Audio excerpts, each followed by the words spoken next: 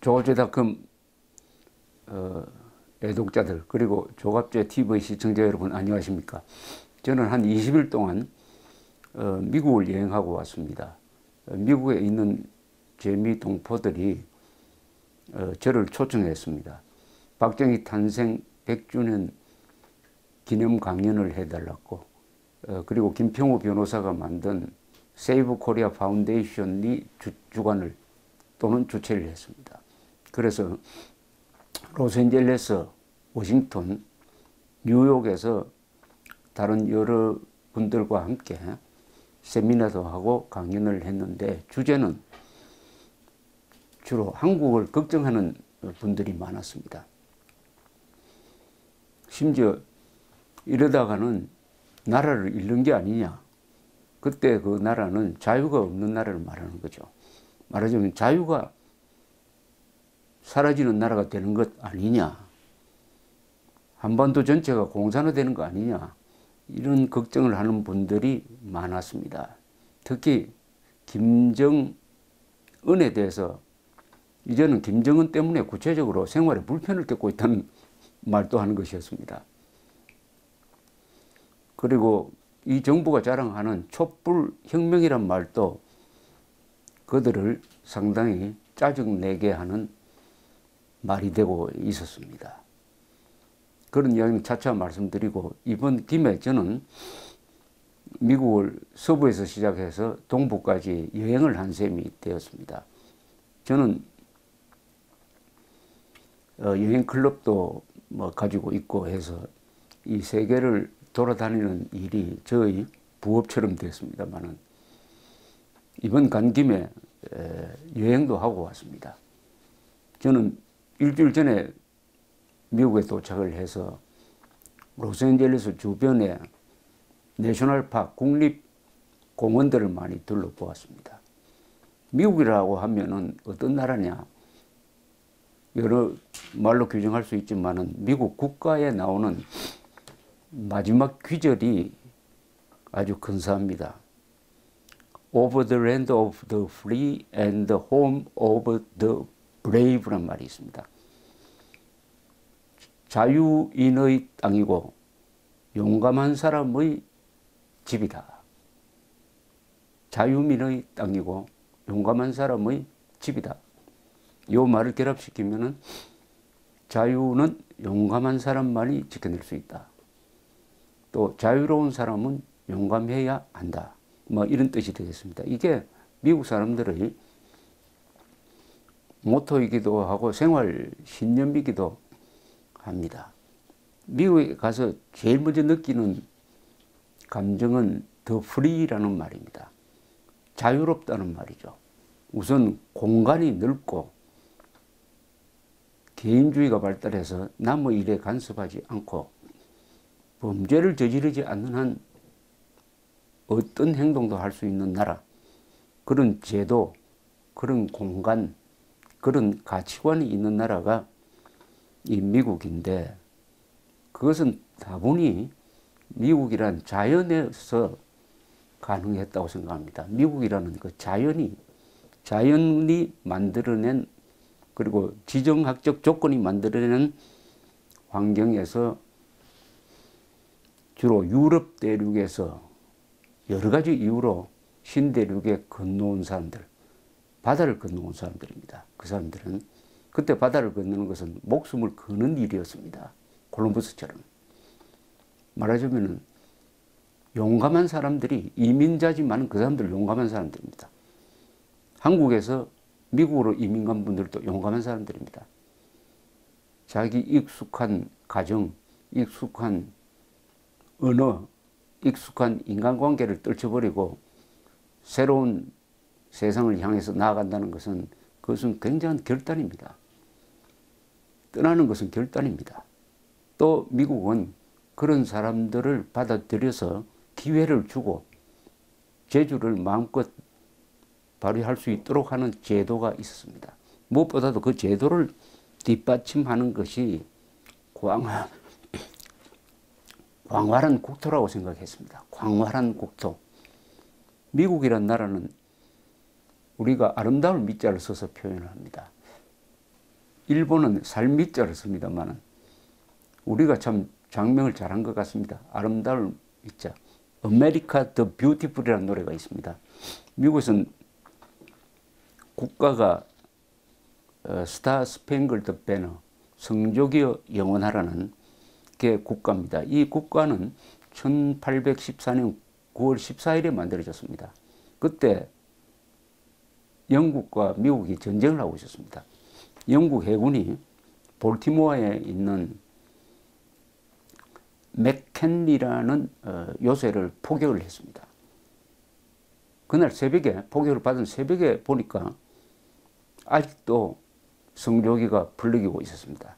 그 감동을 35살의 변호사이자 아마추어 시인인 프란시스 스콧 키라는 사람이 적석에서 작사를 했습니다. 가사를 지었습니다. 시를 지은 거죠. 그 시에다가 영국 노래를 붙였습니다. 영국 노래. 좀 그 영국과 싸운 것을 기념해서 쓴 시에 영국 노래를 붙였습니다. 어쨌든 아주 키가 높은 사람만 부를 수 있는 노래죠. 그 다음에 아메리카 더 뷰티풀이라는 보다 쉽게 부를 수 있는 그 노래가 또 있습니다.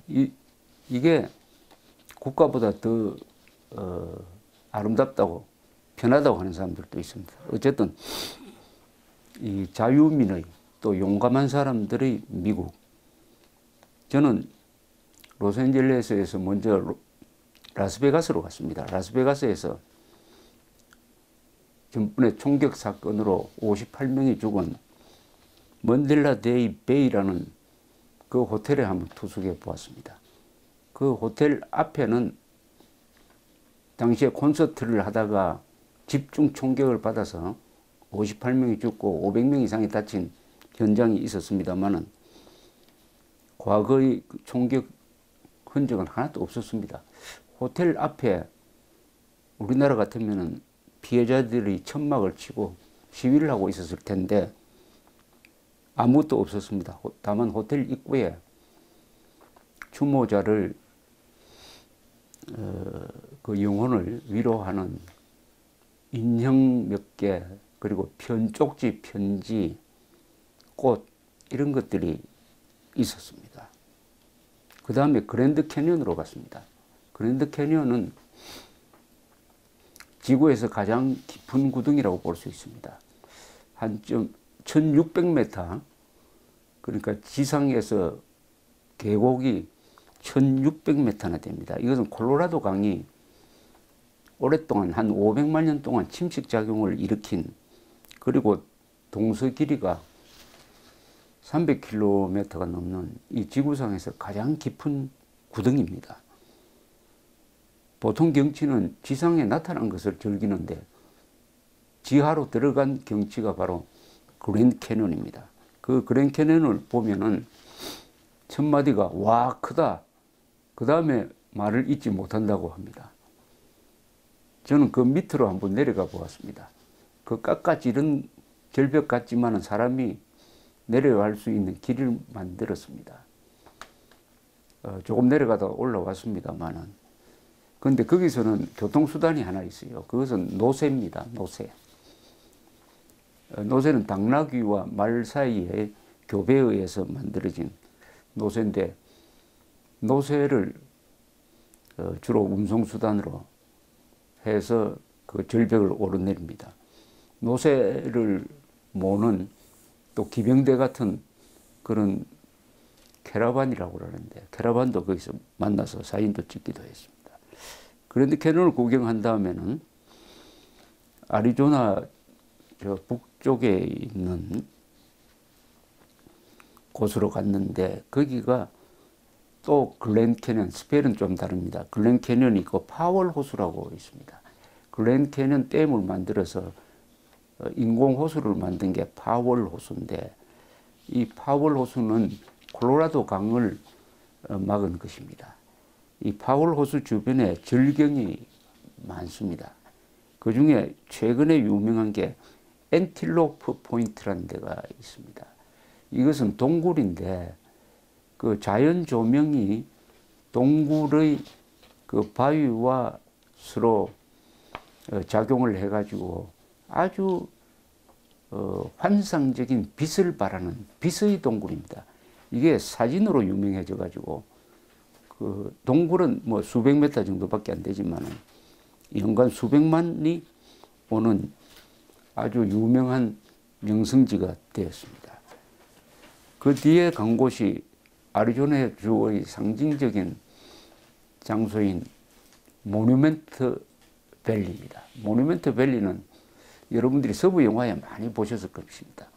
특히 그 존 포드 감독이 만든 영화에 존 웨인이 나온 영화 등등에 많이 나옵니다. 아마도 세계에서 영화에 가장 자주 나오는 장소가 애리조나주의 모뉴멘트 밸리입니다. 큼직큼직한 바위가 여기저기 있는데 그 바위 색깔이 황토색입니다. 바위도 참 이상하게 생겼지만은 그 황토색이 주는 강렬한 이미지로 해서 이게 등장하는 서부 영화는 아주 그럴듯하게 보입니다. 그 모nument 밸리에 가면은 존 포드 감독이 카메라를 두고 찍었던 그 장소가 있습니다. 거기서 사방을 둘러보면은 아주 근사합니다. 이 모nument 밸리는 뭐 바위들의 전시장, 자연이 만든 바위들의 전시장인데 바위 하나하나가 사실은 산만합니다. 집채만한 게 아니라 산만합니다. 산입니다. 그냥 돌산입니다. 이 지역은 나바호 칸츄리라고 불립니다. 나바호 칸츄리. 나바호로 가면은 이것도 서부 영화에 많이 등장하는 인디안 여러 부족 중에 하나입니다. 인디안 부족 이름이 뭐 아파치라든지 수라든지 나바호가 있습니다만 이 지역은 나바호 인디안들한테 준 땅입니다. 그래서 이분들이 흔히 나바호 인디안 레저베이션이라고 그러는데 인디안 보호지역이란 말을 쓰지 않고 나바호 칸츄리 또는 나바호 네이션이라고 부릅니다. 나바호의 국가다 이런 뜻이죠. 상당 부분의 행정이나 이 제도가 나바호 인디안들의 일종의 독립적 영역에 속합니다. 나바호 네이션. 이게 남한의 한 반 정도 넓입니다. 나바호 네이션. 거기는 나바호 인디안들이 그렇게 쓰고 있습니다. 이 애리조나주는 가보면은 유타주도 막 거기 갔습니다만은 황토색입니다. 거기 바위가 이 샌드스톤입니다. 사암이라고 그러죠.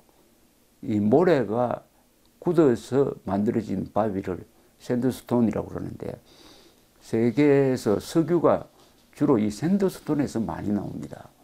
샌드스톤이라는 것은 바다 밑에서 만들어진 바위라는 뜻입니다. 해성암이라고 그러죠. 그런데 이게 바다가 융기하면서 바다의 바닥이 지각 변동으로 융기하면서 세상 물 바깥으로 드러난 것이죠. 그 색깔이 한반도 한 2배쯤 되는 넓이에 걸쳐서 퍼져 있습니다. 애리조나, 뉴멕시코, 네바다주, 그리고 이 유타주까지 그 인상이 아주 강렬하고 이 애리조나주나 네바다주는 이 사막으로 분류합니다. 이런 걸 하이 데저트라고 합니다. 산 언덕이 사막이라는 뜻이죠. 사막이 바닥이 사막이 아니라 사할라 사막과는 조금 다른 개념의 바위, 고원지대, 협곡 이런 것을 통틀어서 사막이라고 그러는데 하이 데저트라고 불립니다. 그다음 모누멘트 밸리를 구경한 다음에는 유타주로 갔는데 유타주가 이게 내셔널 파크 국립공원이 많은 데입니다. 국립공원은 미국에 50개가 넘는데 제1호 국립공원은 와이오밍주에 있는 옐로스톤 파크입니다. 이 국립공원을 만든 분이 시어도어 루즈벨트 대통령입니다. 이분은 아주 투사, 전사, 야성 이런 가치를 아주 중시하는 사람입니다. 시어도어 루즈벨트. 한국하고는 좀 악연이 있죠. 시오도르 루즈벨트 시대에 일본과 비밀 조약을 맺어가지고 미국이 필리핀을 식민지로 만드는 대신에 한국에 대한 일본의 어떻게 보면은 독점적 권한을 인정한 사람이 바로 시오도르 루즈벨트입니다. 시오도르 루즈벨트는 일본에 대해서 좋은 생각을 가지고 있었던 사람입니다. 러일 전쟁 휴전을 중재한 사람이 바로 시오도르 루즈벨트인데 이분이 만든 게 내셔널 파크 국립공원 제도입니다. 이게 세계로 퍼져가서 우리나라도 일본도 이 국립공원 제도를 받아들였습니다. 유타주에 가서 본 경치가 또 이것도 돌덩어리인데 이 서부 지역 캘리포니아 근방의 미국의 서부 지역을 보면은 서부 지역의 경계선은 대충 콜로라도에 있는 덴버라는 도시를 잡습니다. 덴버에서 서쪽이 서부입니다. 서부 지역은 자연경관이 아주 거창합니다. 아주 독특하기도 하고 대체로 사막, 협곡을 흐르는 강 이런 곳이죠. 이 유타주에 가면은 국립공원이 많은데 제가 본 곳은 아치스 내셔널 파크 아치 이렇게 활처럼 아치를 이룬다 그러죠. 궁융. 여기에는 그런 아치 모양의 바위가 또 많이 있어서 인기를 끌고 있습니다. 아치. 여기도 바위 덩어리입니다. 바위 덩어리. 그 중에 데블스 가든이라고 있습니다. 악마의 정원. 걸어가 보면은 바위 하나하나가 무슨 예술품 같기도 하고 사람 같기도 하고 동물 같기도 하고 그러나 악마 같지는 않아요. 데블스 가든인데 제가 보기에는 이것은 하나님의 조각공원이다. 신의 조각공원이라는 그런 생각도 해보았습니다. 이렇게 서부 지방을 보고 그 다음에 로스앤젤레스에서 박정희 대통령 100주년 기념 강연을 했는데 거기서 1964년에 박정희 대통령이 수도를 방문했을 때 광부들 앞에서 그 눈물 어린 연설을 하는 그 현장에 계셨던 광부 출신이 나와서 박정희 대통령에 대해서 이야기를 하고 또 한 분은 박정희 대통령의 지시를 받아서 조경공사를 한 분이 또 박정희 대통령에 대한 직접 체험담도 이야기하고 또 한 과학자는 박정희 대통령이 키스트 과학연구소 과학기술연구소를 만들었을 때의 그 지침 행정 특히 과학자를 밀어준 데 대해서도 체험담을 이야기를 했습니다. 그 조경 전문가가 한 이야기를 잊지 못합니다. 그분은 박정희를 평하면서 박정희 대통령은 풀 한 포기 꽃 하나를 다 소중하게 여긴 사람이다. 모든 살아있는 것을 사랑한 사람이다. 그리고 돌과 같은 살아있지 않는 것도 사랑한 사람이다. 그분은 자연에 대한 사랑이 관심이 감수성이 뛰어난 분이었다라고 하는 이야기를 들었습니다. 로스앤젤레스의 강연을 끝내고 비행기를 타고 워싱턴으로 갔습니다. 워싱턴 근방에 있는 볼티모어 쪽으로 가는 비행기를 탔습니다. 저는 비행기를 탈 때 항상 윈도우 사이드 창을 선택을 합니다. 왜냐하면 비행기 타고 내려다보는 경치가 그건 뭐 돈으로 살 수 없는 경치입니다.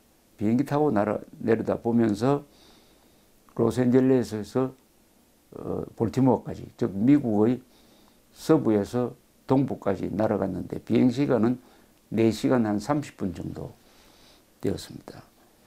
이 비행기는 저가 항공기인데 재밌는 것은 이 좌석권이 없습니다. 선착순으로 들어가서 아무나 자리를 차지하면 되게 돼 있는 다만 들어가는 순서는 번호가 매겨져 있는 그런 비행기였습니다. 이런 비행기가 아주 장사도 하고 돈도 잘 법니다. 4시간 한 30분 걸리니까 사실은 서울에서 어디 베트남까지 날아가는 비행거리였습니다. 창을에서 밑으로 내려다 보면서 지도하고 대조하면서 보니까 미국의 국토가 또 다른 관점에서 보이는 것이었습니다. 비행기를 타면 한 30분 날아가면 네바다 사막이 나오고 1시간 좀 가야 사막지대가 끝나고 그때부터는 대평원이 열립니다. 대평원으로 들어가면 농장이 많이 보이죠. 위에서 내려다 보면 도장을 찍어 놓은 것 같은 원형으로 된 농장이 여기저기 있습니다. 그것을 한 또 2시간쯤 날아가면은 그 다음부터는 숲이 나옵니다. 바로 동부가 시작되는 거죠. 아팔라치아 산맥이라고 동부와 중부를 가르는 산맥이 있습니다. 그때부터는 도시가 나타납니다. 그래서 미국은 대충 세 자연입니다. 서부의 사막, 중부의 대평원 곡창지대, 동부의 산림, 그리고 도시. 아무래도 사람이 많이 몰려 사는 곳은 서부와 동부입니다. 서부의 로스앤젤레스 중심. 캘리포니아는 인구가 3,500만 됩니다. 더 골든 스테이트라고 그러죠. 금과 관계가 있습니다. 샌프란시스코 근방에서 1848년에 금이 발견되고 49년부터 그 금광을 캐서 한몫 보겠다는 사람이 막 몰려 들어와 가지고 캘리포니아가 본격적으로 발전을 하고, 그때는 캘리포니아가 멕시코 영토였는데 그게 미국한테 넘어가면서 1850년부터 미국 소속이 됩니다. 그리고 이민을 본격적으로 받아들이면서 로스앤젤레스와 샌프란시스코가 양대 도시고 주도는 사크라멘토라는 데입니다. 인구가 3,500만인데 아시아 이민이 특히 많고 히스패닉이라고 그래가지고 멕시코에서 올라온 이민들이 많죠. 그리고 항상 새로운 것을 시도하는 데라서 이 히피 문화가 샌프란시스코에서 시작되었다고도 합니다. 뭐 흔히 진보적이라고 그래요. 그리고 투표하면은 거의 자동적으로 민주당을 지지합니다. 민주당을 지지합니다. 인구가 3,500만인데 얼마나 돈을 많이 벌었는지 이걸 독립된 나라로 생각한다면 캘리포니아는 세계에서 6번째 되는 나라입니다. GDP 규모로.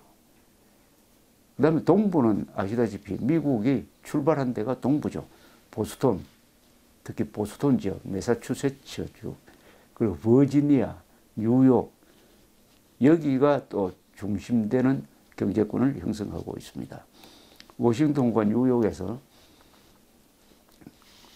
박정희 대통령 100주년 행사를 했는데 거기 모이신 분들은 대충 성공한 분들이었습니다.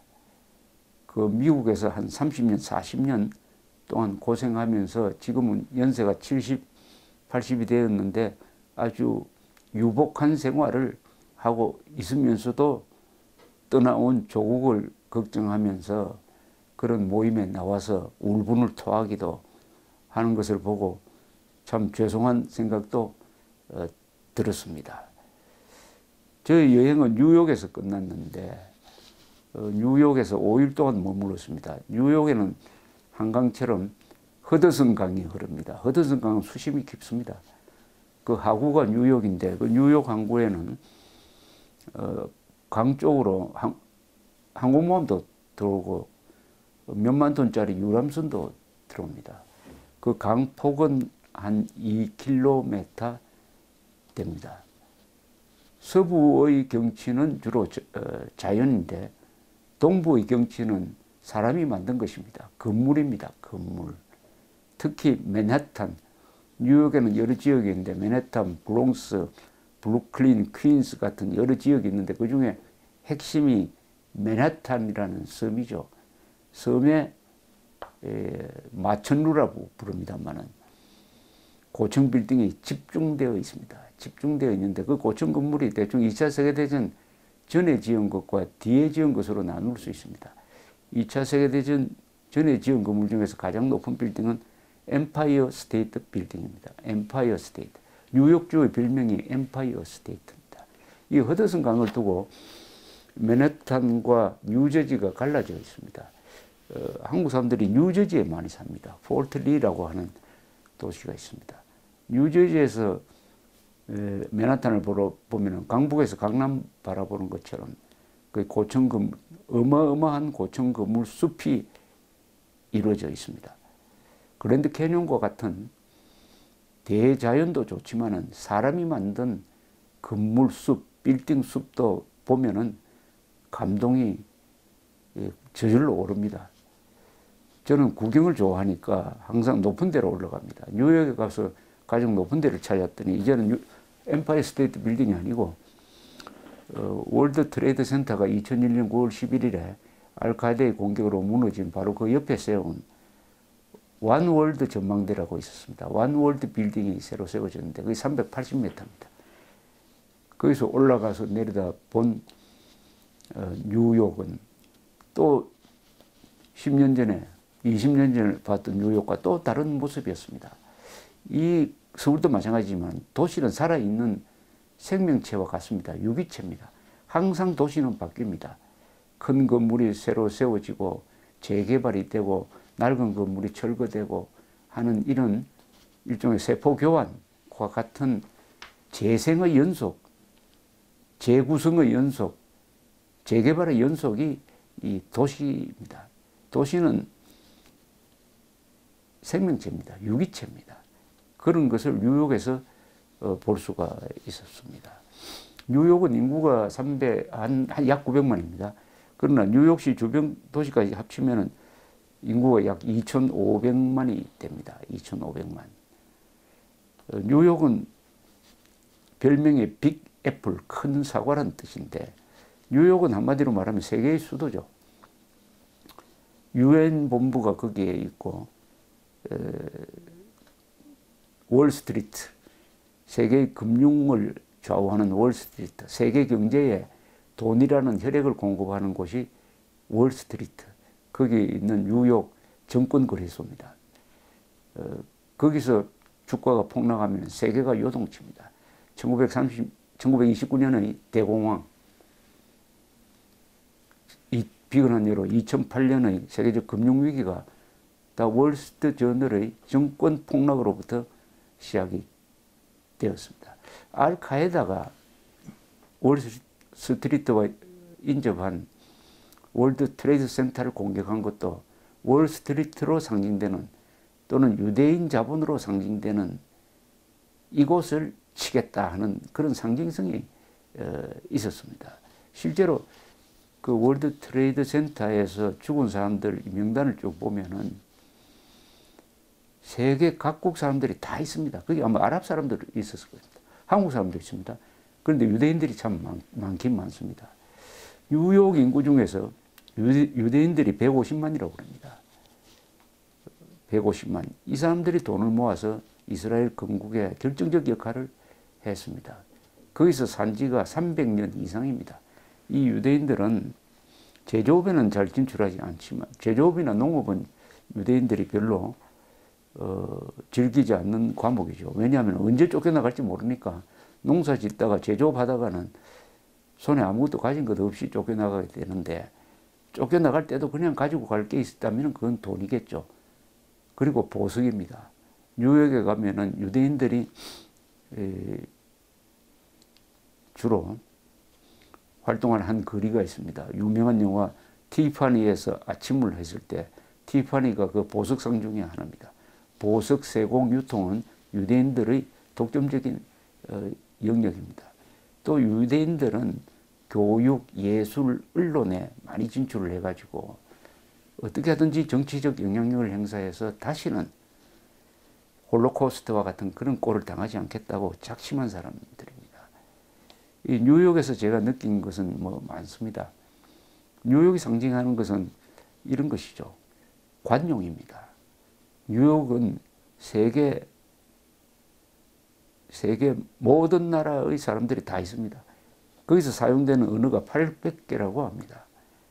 한 40%가 외국에서 태어난 사람들이 뉴욕에서 활동하고 있습니다.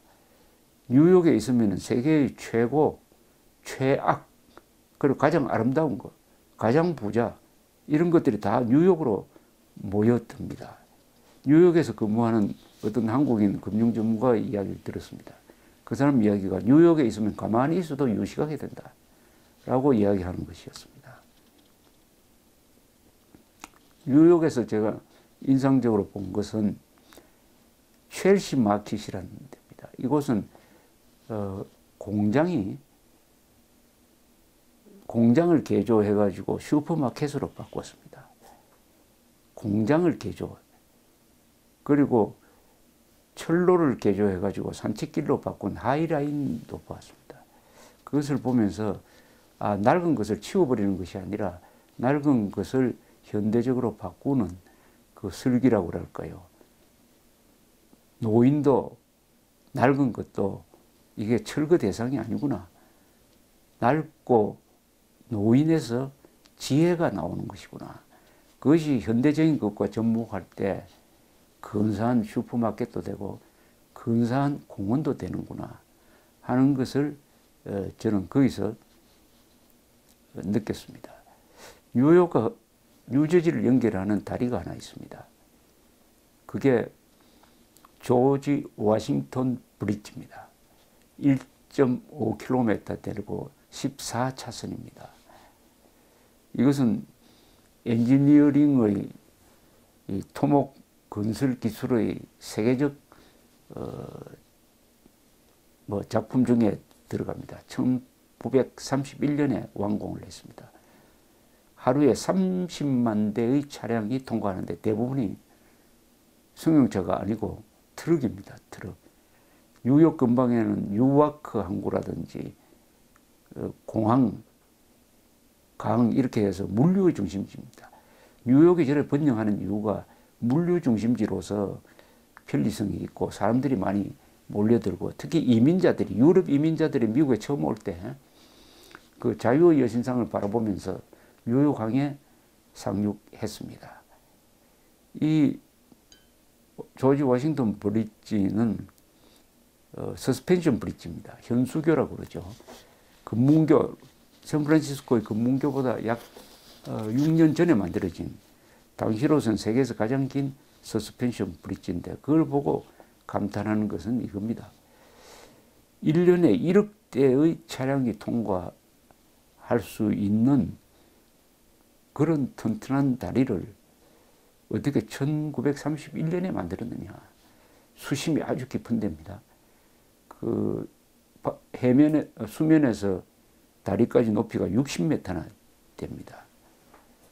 어떻게 이런 거대한 튼튼한 건축물을 약 80년 전에 만들 수 있었느냐 하는 미국의 과학기술에서의 엄청난 저력이죠. 물론 그 역사는 있습니다.